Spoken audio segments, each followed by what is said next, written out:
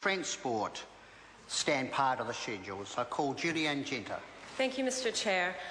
The national government is missing an opportunity to invest in smarter transport options.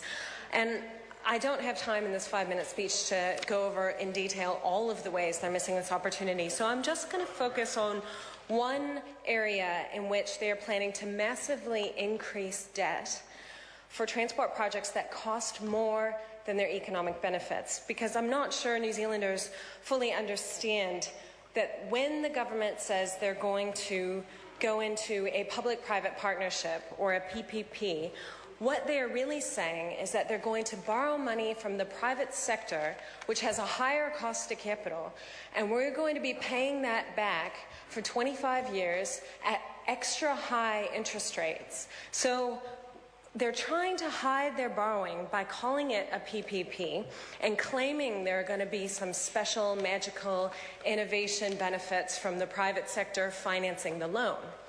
And this is clearly, as soon as you start to examine it, Mr. Chair, it becomes very clear that all this is an extra expensive loan for some very foolish projects that should not be the priority in 2013. Because in 2013, we know, based on 60 years of evidence, that expanding new highway capacity does not reduce congestion, it makes it worse. We know that duplicating an existing road link with a more expensive road has diminishing marginal returns. It doesn't create any wider economic benefits. It's not the best way to reduce transport costs. It's not going to create many jobs relative to the jobs we could create by investing in more jobs-rich infrastructure. So first off the block for a PPP is Transmission Gully. And we know from documents released from MOT and from NZTA that that's going to cost us $120 million a year for 25 years. Now, we're not going to pay anything up front, but we are going to be paying back for this project out of future National Land Transport Funds for 25 years. And this is a truly phenomenal cost because it basically triples the cost to the taxpayer of this piece of infrastructure. The most recent benefit-cost ratio of Transmission Gully puts it at about 0.35 or 0.4. So that means for every dollar we spend on it, we're only getting 40 cents back. We're basically destroying 60 cents of worth for every dollar we spend on this. And that doesn't even include the additional cost, the extra $2.4 billion it's going to cost because we're going to the private sector for the loan. Now, I could understand if some people are a little bit suspicious. I'm a Green Party MP. Maybe I just hate cars and roads, and that's why I'm making these numbers up. Actually,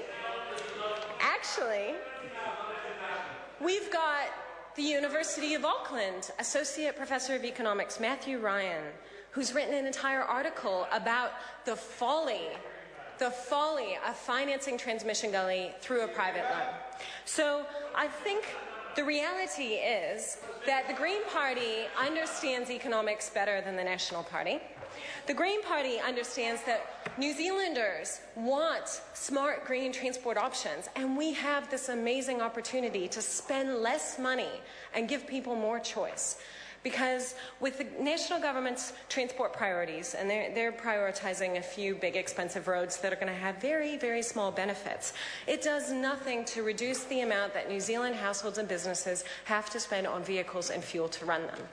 Earlier in the speech on finance, I talked about our current account deficit, which is about $10 billion this year and is going to be increasing to $17 billion. Well, a big part of that is the transport infrastructure, because while the government's spending about $3 billion a year on transport and an extra billion is coming from our rates through local government spending, so government spending $4 billion a year on transport. Households last year spent $11 billion on vehicles and fuel to run them, $8 billion alone on oil. And that's a massive contribution to our current account deficit.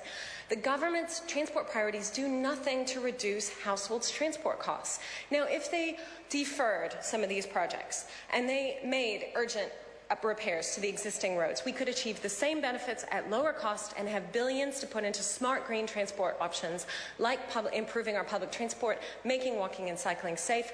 That takes cars off our existing roads, and it's the smart green approach to transport that unfortunately this government is ignoring. I call David Bennett. Thank you, Mr Chair, and thank you, Julianne Genter. That was just another Green member's speech around transport options.